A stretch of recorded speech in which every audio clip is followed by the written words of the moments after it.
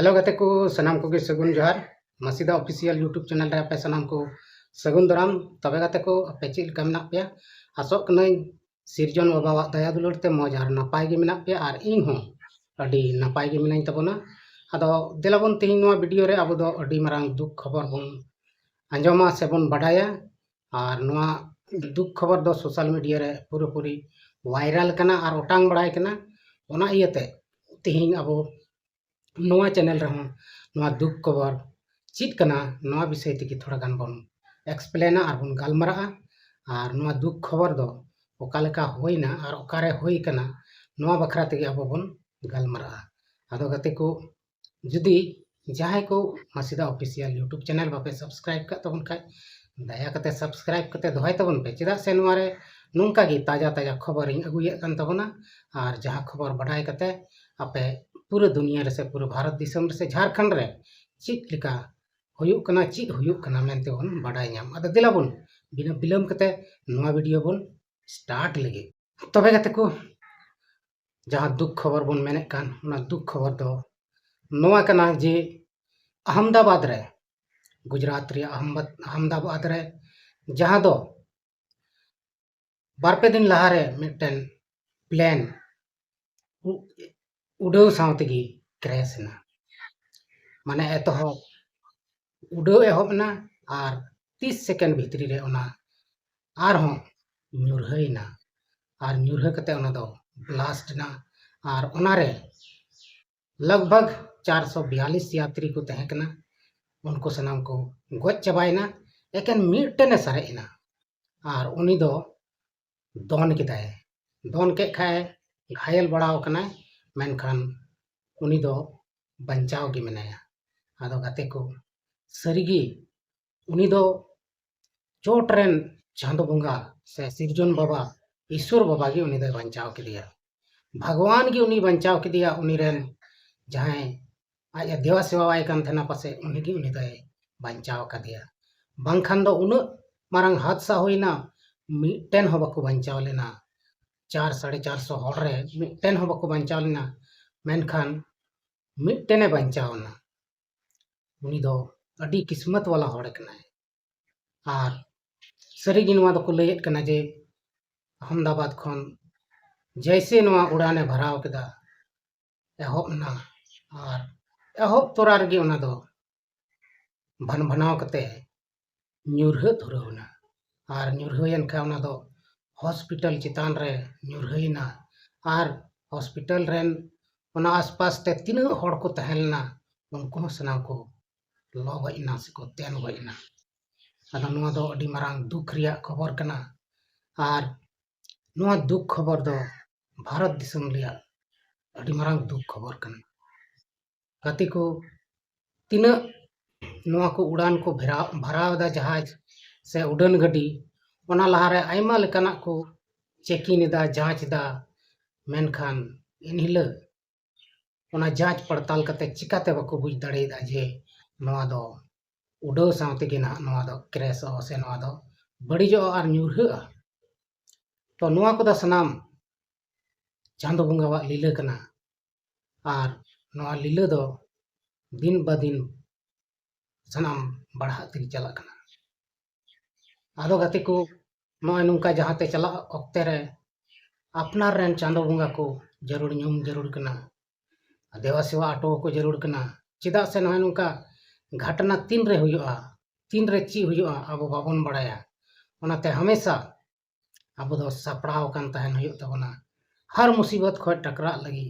हर मुसीबत सामनाय लगी आदो तेही नोआ रे उन यात्री उका करेन चको तहलना अडी जायगा रेन को तहलना और उनको आकोआ चीज को काम लगी चको चला कान तेना मेनखान उनको बस 30 सेकेंड गे सनाम सपना चकना चूरन तकोआ और ना धूड़ी धरती खय हमेशा लगी को चलावना आदो गति को नोआ जखन उड़ाने भरावे थेना उन वक्त रे सबसे पहले मिटन 11th क्लास रेन कोड़ा गिद्र आर्यन ᱧᱩᱛᱩᱢᱟᱱᱤ नोआ वीडियो ये रिकॉर्ड लहा लदा और उनी जखन नोआ वीडियो रिकॉर्ड किदा तबे उनी रिकॉर्ड कते ᱨᱮᱠᱚᱨᱰᱮᱫ ᱛᱟᱦᱮᱱᱟᱭ ᱩᱱ ᱨᱮᱜᱮ ᱩᱱᱤ ᱫᱚ ᱧᱮᱞ ᱠᱮᱫᱟᱭ ᱟᱨ ᱚᱱᱟ ᱧᱩᱨᱦᱟᱹ ᱦᱚᱸᱭ ᱧᱮᱞ ᱠᱮᱫᱟ ᱟᱭᱟᱜ ᱢᱮᱫ ᱛᱮ ᱢᱮᱱᱠᱷᱟन ᱩᱱᱤ ᱜᱤᱫᱽᱨᱟᱹ ᱟᱹᱰᱤ ᱡᱳᱨᱮ ᱵᱚᱛᱚᱨᱱᱟ ᱟᱨ ᱵᱚᱛᱚᱨ ᱛᱮ ᱮᱠᱟᱞᱮ ᱠᱮᱠᱞᱮᱥᱮᱫ ᱩᱛᱟᱹᱨᱱᱟ ᱨᱩᱢ ᱵᱷᱤᱛᱨᱤ ᱨᱮ ᱫᱟᱹᱲ ᱵᱚᱞᱚ ᱠᱟᱛᱮ ᱥᱤᱧ ᱯᱚᱴᱚᱢᱮᱱᱟ ᱟᱨ ᱩᱱᱤ ᱫᱚ ᱟᱡ ᱵᱟᱵᱟᱭ ᱩᱫᱩᱜ ᱟᱫᱮᱭᱟ ᱟᱨ ᱱᱚᱣᱟ ᱦᱟᱫᱥᱟ ᱧᱮᱞ ᱠᱟᱛᱮ ᱩᱱᱤ ᱜᱤᱫᱽᱨᱟᱹ ᱫᱚ ᱟᱹᱰᱤ ᱟᱸᱴᱮ ᱯᱟᱨᱮᱥᱟᱱ ᱟᱫᱚ ᱜᱟᱛᱮ ᱠᱚ ᱡᱚᱠᱷᱚᱱ ᱱᱚᱣᱟ ᱠᱚ ᱵᱟᱲᱟᱭ ᱠᱮᱫᱟ ᱚᱠᱚᱭ ᱱᱚᱣᱟ ᱵᱷᱤᱰᱤᱭᱳ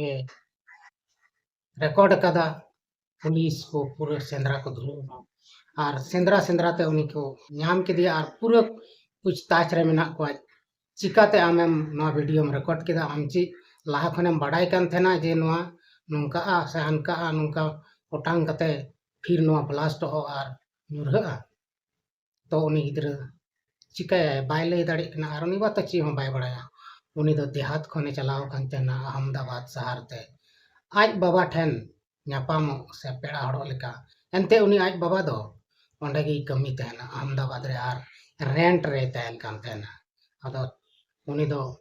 ᱛᱚᱵᱮ ᱜᱟᱛᱮ ᱠᱚ ᱱᱚᱰᱮ ᱵᱚᱱ ᱧᱮᱞ ᱫᱟᱲᱮᱭᱟᱜ ᱠᱟᱱᱟ ᱱᱚᱣᱟ ᱯᱞᱮᱱ ᱡᱟᱦᱟᱸ ᱡᱟᱦᱟᱡ ᱫᱚ ᱚᱴᱟᱝ ᱛᱚᱨᱟ ᱜᱮ 30 ᱥᱮᱠᱮন্ড ᱵᱟᱫ ᱱᱚᱰᱮ ᱡᱩᱞᱩᱜ ᱛᱩᱞᱩᱡ ᱧᱩᱨᱦᱟᱹᱭᱱᱟ ᱧᱮᱞ ᱫᱟᱲᱮᱭᱟᱜ ᱠᱟᱱᱟ ᱵᱚᱱ ᱱᱚᱰᱮ ᱧᱩᱨᱦᱟᱹᱣ ᱠᱟᱱᱟ ᱟᱨ ᱱᱚᱰᱮ ᱫᱚ ᱵᱞᱟᱥᱴ ᱩᱛᱟᱹᱨᱱᱟ ᱯᱩᱨᱟᱹ ᱟᱨ ᱟᱭᱢᱟ ᱦᱚᱲ ᱠᱚ ᱜᱚᱡ ᱨᱚᱸᱜᱚᱭᱮᱱᱟ ᱞᱚ ᱨᱚᱸᱜᱚᱭᱮᱱᱟ ᱟᱨ ᱱᱚᱜᱼᱚᱭ ᱧᱮᱞ ᱢᱮ ᱥᱟᱱᱟᱢ ᱱᱚᱰᱮ ᱫᱚ ᱞᱚ ᱠᱟᱛᱮ ᱠᱚ ᱛᱚᱨᱚᱡ ᱩᱛᱟᱹᱨᱱᱟ आर्यन ᱧᱩᱛᱩᱢᱤᱡ ᱜᱤᱫᱽᱨᱟᱹ ᱫᱚ इन हिल चोट छात रे दे कते उनी दो माने मने किदाय जे मेनते इन दो तिहिन सूर खन नोआ जहाज को से एरोप्लेन को वीडियो या और वीडियो इदी कते ओड़ा रे आले अतुरेन गिद्रा को उदु अकोआ जे नहय नुका ट्रेन रेल दो सॉरी नहय नुका प्लेन दो ओटांग मेनते आदो सरीगी उनी जबे रिकॉर्ड एहब केदा बस थोड़ा घड़ी बाद गे उना प्लेन में क्रैश कते ᱧᱩᱨᱦᱟᱹᱭᱱᱟ ᱱᱚᱣᱟ हादसा ᱧᱮᱞ ᱠᱟᱛᱮ उनी पूरे जोरे बतरना और उना आज बाबाय लay दिया और उना वीडियो उदु दिया तो वीडियो उदु अदे खान दो उना अपलोड किदा को और अपलोड साथ के पूरे दुनिया रे पसनावना उना वीडियो 1 करोड़ खन जस्ती हड़ को ᱧᱮल किदा मेनखान उना वीडियो ᱧᱮल कते उनी पिछारे पुलिस को पढ़ावना और पुलिस पढ़ाव कते को सेंद्रा नाम कते पूरे को पूछताछ कना और नित हरी उनी कुली तगी मेना को जे हम चिकातेम बड़ाया बड़ाई किदा नोआ क्रैश ओ मेनते चिक कुछ एमनतिया पुलिस दो आडी आट को पुलिया अदो कुली कते उनी को आग बकाव कदिया मेनखान उनी दो ची लेया उनी मते उना बारे ते ची हम बाय बड़ाया उनी दो केवल मनोरंजन लगी ते उना वीडियो रिकॉर्ड लेदा अदो नहय नुंका हुयुक कना तीन रे चीज घटना घटा अब बाबन बड़ाय दाड़ेया अदा नुंका गे घटना नेल दराम लगी ते अपने आप रे सपड़ाव तहन हुयुआ और मुकाबला हुयुआ चेदा से निया जुग रे नितो अडी लेकाना मुश्किल हजुक कना और नौका गे पासे हजुक तेगे तहन चेदा से दुनिया दो पाप ते पेरे चबा कना नितो और उनाते आयमा लेकाना घटना ते अबो मानवी दुको नष्ट बना और नितो नेल दाबन लटू लटू घटना घटा कना और नवा घटना उना जांच पड़ताल कते रहो चिकाते वैज्ञानिक बाको बुझ दाड़ेदा आदो नवा दो पंथा तहन कना पासे चोट चांदो बंगावा जे नोंका नोंका ते हड़ को गुजुआ और को घटा आदो गते को नहय नोंका घटना घटा कना